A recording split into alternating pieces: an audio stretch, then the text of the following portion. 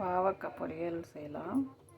அது முதல்ல ஒரு பேனில் பாவக்காய் கட் பண்ணி நல்லா க்ளீன் பண்ணிவிட்டு தண்ணியில் 2-3 தடவை மஞ்சள்தூள் போட்டு அலசி எடுத்துட்டு கொஞ்சம் எண்ணெய் விட்டு இப்போ இதை வதக்கி எடுத்துக்கலாம். இதில் கொஞ்சம் மஞ்சள் பொடி கூட போட்டுக்கலாம்.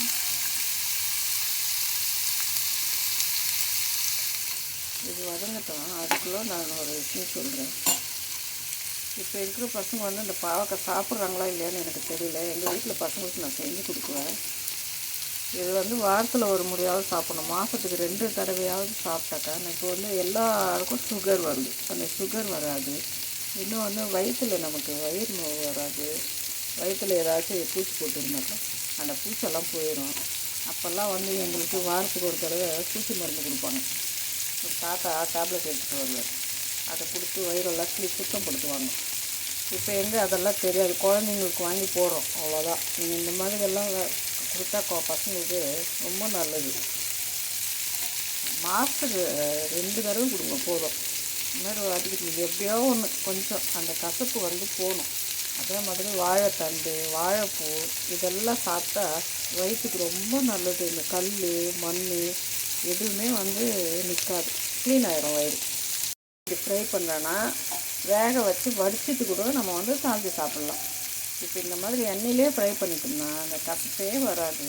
பசங்க கூட நல்லா சாப்பிடும். இது கூட கொஞ்சம் புளி ஆட் பண்ணிட்டோம்னா ரொம்ப டேஸ்டியாக இருக்கும்.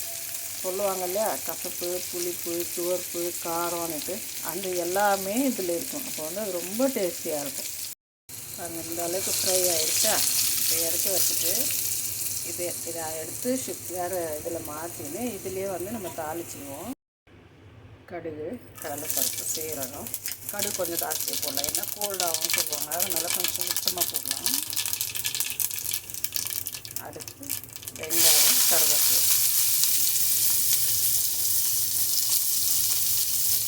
காஞ்ச மிளகாய் போடலாம். ஏன்னா பசங்க கசப்புன்னு சாப்பிட மாட்டாங்க இல்லையா, அதனால் நம்ம மிளகாத்தூள் தான் போட போகிறேன்.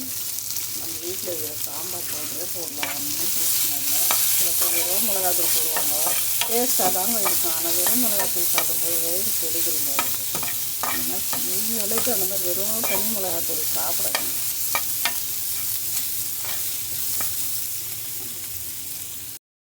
இது கூடவே கொஞ்சம் பூண்டு நசுக்கி போட்டுக்கலாம். இது வதங்கினதும் 2 தக்காளி போடலாம்.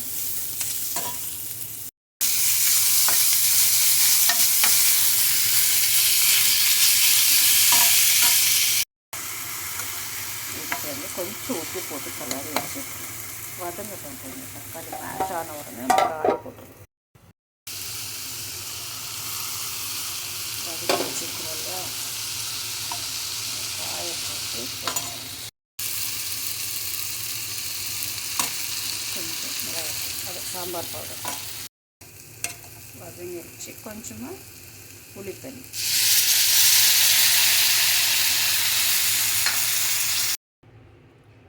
அவ்வளோதாங்க. வேக வச்சு கொஞ்சம் தண்ணியாகவும் இறக்கி வச்சுக்கலாம். நீங்கள் எப்படி கட்டியாக சுக்காக ஃப்ரை பண்ணிவிட்டு கூட நீங்கள் ரசமோ சாம்பார் வச்சுட்டு சைட் டிஷ்ஷாக வச்சு தொட்டுக்கலாம். சப்பாத்தி கூட நல்லாயிருக்கும், தோசைக்கும் நல்லாயிருக்கும். வெறும் ரசம் வச்சுட்டு கூட தொட்டுட்டு சாப்பிட்லாம். இதிலே கூட சாப்பிடலாம். ரொம்ப நல்லாயிருக்கும். நீங்கள் ட்ரை பண்ணி பாருங்கள். செய்கிறவங்களுக்குல இது செய்யாதவங்க பாவக்காய் கசப்பு அதை சாப்பிடக்கூடாது அப்படியெல்லாம் இல்லை. இதெல்லாம் எதுக்கு கடவுள் கொடுத்துருக்காங்க. சாப்பிட்டு நம்ம உடம்பு நம்ம நல்லா வச்சுக்கணும், அவ்வளோதான். அங்கே நல்லா கொதிக்குது.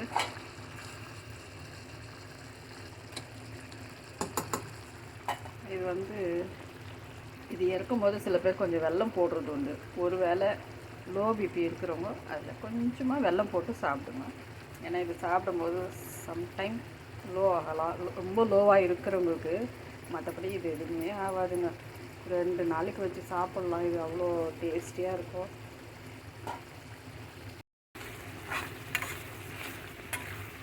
இந்த ஸ்டேஜில் எடுத்துக்கலாம். தோசை, சப்பாத்திக்கு நமக்கு ஃப்ரையாக வேணும்னா நீங்கள் வந்து நல்லா ட்ரையாக ஆக்கிக்கலாம். ரொம்ப நல்லா இருக்கும்.